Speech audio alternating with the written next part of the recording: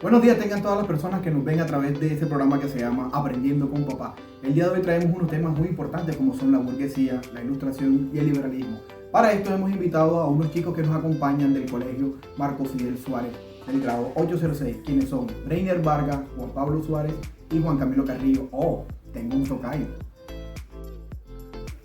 Y como les comentaba, amigos, hoy nos acompaña el joven Breiner Vargas de la institución educativa Marco Fidel Suárez del grado 806, quien nos va a hablar acerca de la burguesía. Breiner, bienvenido, adelante, compártenos el tema acerca. Buenos días, mi nombre es Breiner Vargas y hoy voy a hablarles sobre la burguesía. La burguesía se utiliza en las ciencias sociales para designar a la clase media alta y a la clase media cómoda de la sociedad, la cual poseen bienes culturales y financieros. Esta es la clase social dominante en el capitalismo. La burguesía surge al final de la Edad Medieval, con la expansión y el desarrollo de las ciudades.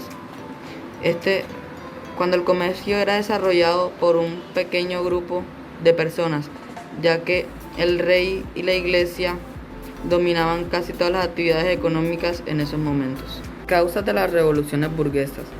Las revoluciones burguesas fueron por unas causas, las cuales fueron el cobro arbitrario de impuestos, la complicidad de la iglesia con la clase dominante y la falta de los derechos humanos. Se produjeron estas revoluciones. Estas revoluciones se produjeron en Inglaterra, Norteamérica y Francia. En Inglaterra, haciendo que se dictara la Carta Magna y la monarquía absoluta pasara a ser monarquía constitucional.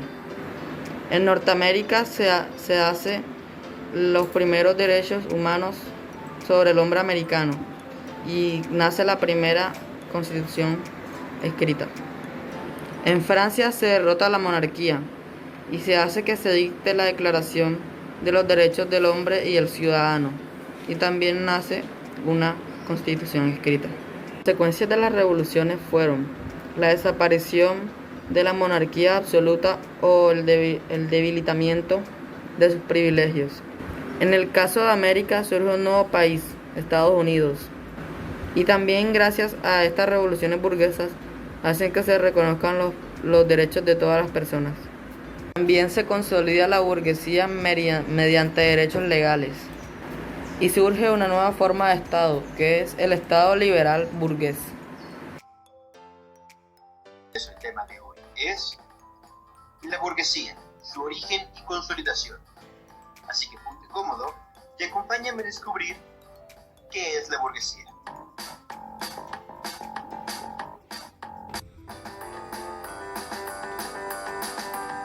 Para abarcar este tema, debemos ver la definición de burguesía, la cual es un grupo social que es dueño de los medios de producción y por lo tanto emplea el trabajo asalariado para generar riqueza. El origen de este grupo social se ubica en la Baja Edad Media, específicamente en las incipientes ciudades medievales del siglo XII. Estas ciudades recibieron el nombre de burgos, de ahí que sus habitantes fueran llamados burgueses. Los burgos en un principio servían de intercambio comercial entre campesinos que ofertaban su excedente agrícola y artesanos que ofertaban su manufactura.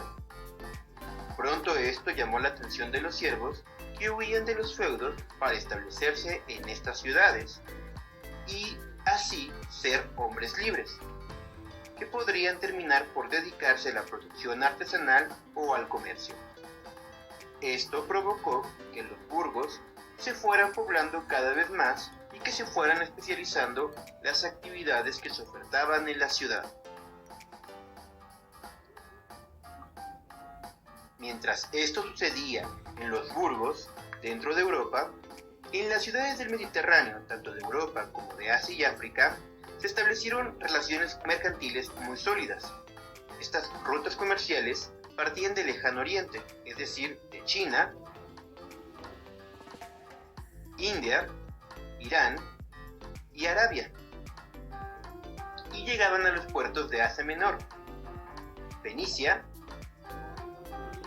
Palestina y Alejandría. Estas mercancías eran transportadas por los mercaderes que compraban barato en el lugar de origen y vendían caro en los puertos o ciudades por toda Europa. En esta región, los burgos tuvieron un gran protagonismo y para el siglo XIV los habitantes de estas ciudades, los burgueses, tenían una riqueza considerable.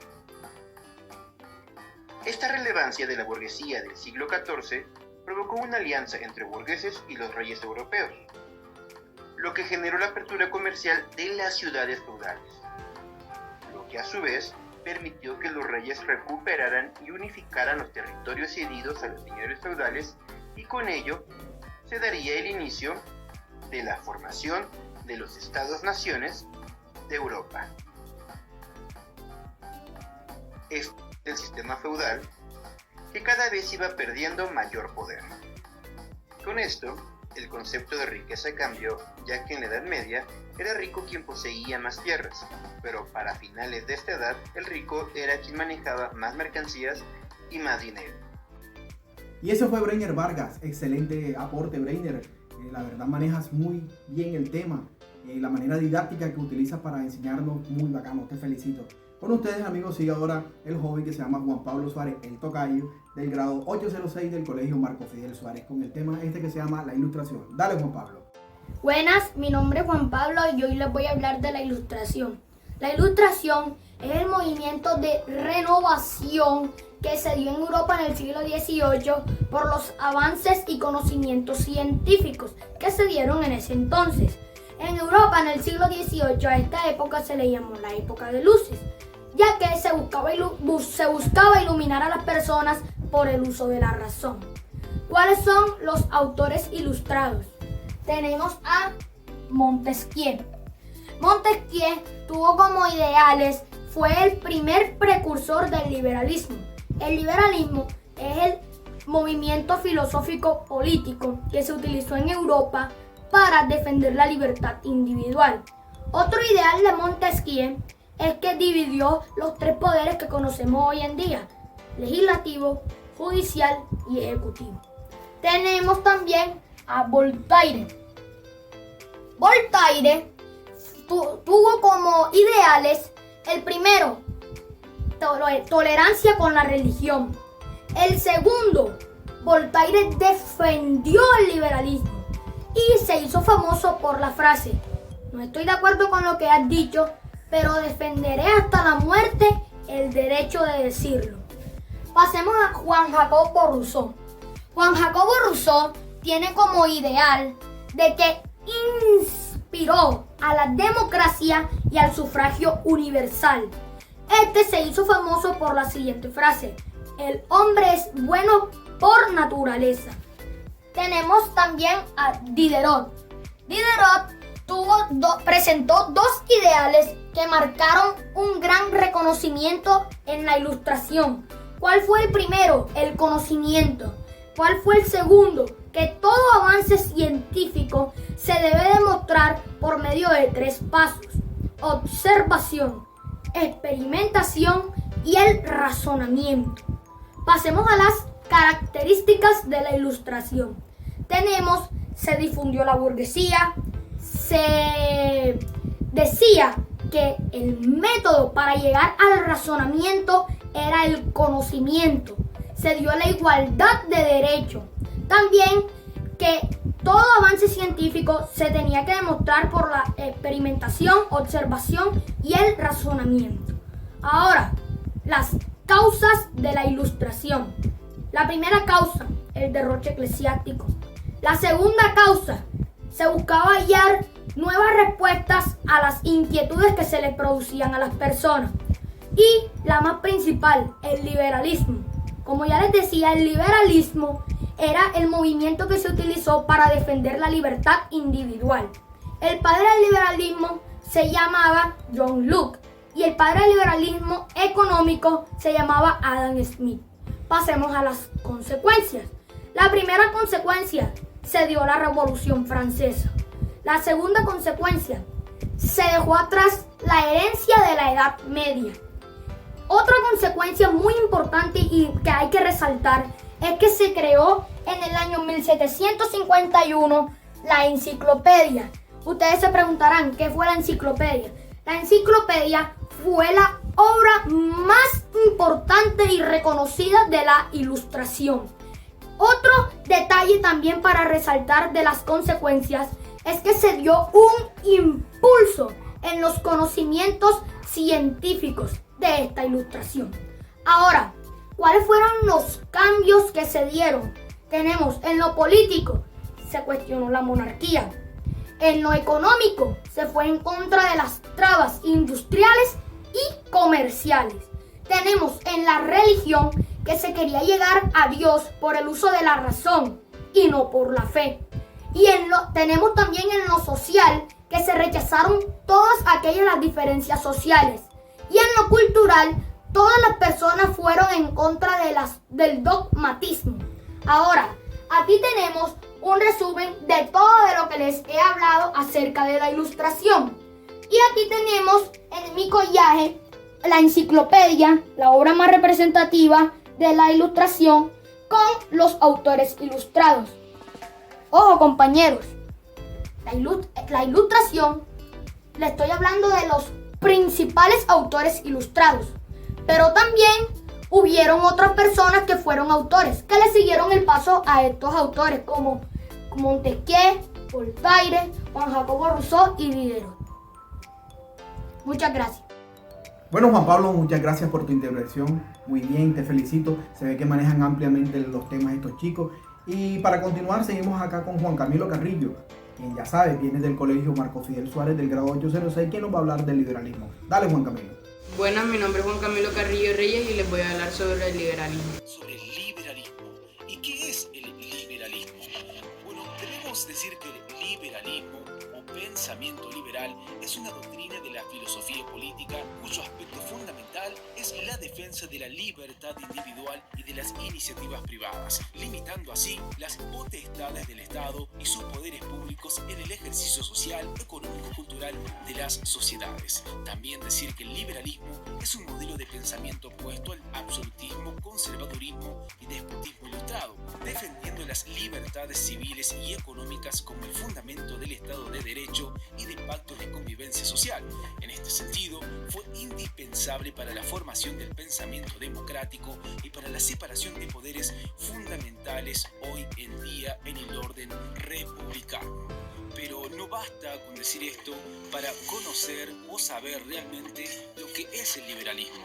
Así que debemos decir y también agregar que las democracias inspiradas en los ideales liberales predominaron en Occidente desde sus inicios en el siglo XVIII, cuando se puso un coto al absolutismo heredado de las épocas feudales y se supeditó el poder del Estado a las leyes de una constitución. Sin embargo, durante la segunda mitad del siglo XX, las corrientes liberales abogaron por el libre mercado económico y por el ascenso del capitalismo, por lo que han sido normalmente asociadas a los sectores derechistas conservadores de la sociedad. Continuemos hablando sobre el liberalismo, particularmente sobre el origen del mismo. Bueno, para comenzar vamos a decir que como doctrina política el liberalismo se deriva del racionalismo del siglo XVIII por la singularidad de diferenciarse de la arbitrariedad del poder absoluto, característica de muchos de los gobiernos monárquicos de la época. El liberalismo aparece en un contexto que asigna gran importancia al debate y a la discusión, en un clima de tolerancia y de libertad. Por otro lado, o en paralelo, debemos decir que la cuestión del progreso derivada del uso de la razón surge en rechazo de los dogmas y el absolutismo religioso. El liberalismo entonces se oponía a las ideas de jerarquía y autoridad, presentando las de libertad e igualdad a partir de las doctrinas de Montesquieu, Voltaire y Rousseau. El medio con el que se podía llegar a esto se sabía que no podía ser otro que a través de la revolución, y no tardó en llegar con el llamado ciclo de las revoluciones liberales durante las primeras décadas del siglo XIX. Estos son los puntos más salientes en lo que respecta a la faceta política del liberalismo. Con estas líneas se funda el respeto a la democracia liberal y a la división del poder del Estado en muchos países. Características. Bueno, para comenzar debemos decir que los criterios esenciales del liberalismo son los siguientes. Los seres humanos son entes racionales. Esto quiere decir que como tal poseen derechos inalienables y la capacidad de elegir por sí mismos. Esto se traduce en el derecho de llevar la vida privada tal y como la prefieran, amparados en los 3 derechos naturales de Locke: vida, libertad y propiedad privada. Otro criterio liberal es: los gobernados deben consentir el mando. En otras palabras, los ciudadanos tienen el derecho a decidir cómo son gobernados sin que ello influya en sus asuntos privados, y la autoridad política no será sino el consenso mayoritario al respecto. Otro criterio liberal es el Estado de Derecho, es decir, que garantiza la igualdad ante la ley tanto de gobernantes como gobernados, de manera que nadie puede usar el poder para violentar las reglas del juego político. Bueno, espero que hayan entendido sobre mi aporte de liberalismo. Muchas gracias. Bueno, señores, y esa fue la intervención de Juan Camilo Carrillo, quien nos habló acerca del liberalismo. No está de más felicitar a estos chicos por su gran desempeño al momento de explicarnos estos temas, como fueron la burguesía, la ilustración y el liberalismo. De antemano, gracias a todos los televidentes que nos acompañaron en este programa, y espero rotundamente tenerlos nuevamente en nuestro programa que se llama Aprendiendo con Papá. Dios les continúe bendiciendo y los guarde. Y felicitaciones a los profesores del Marco Fidel Suárez. Excelente trabajo han hecho con estos jóvenes. Hasta luego, hasta la próxima. Que Dios los bendiga.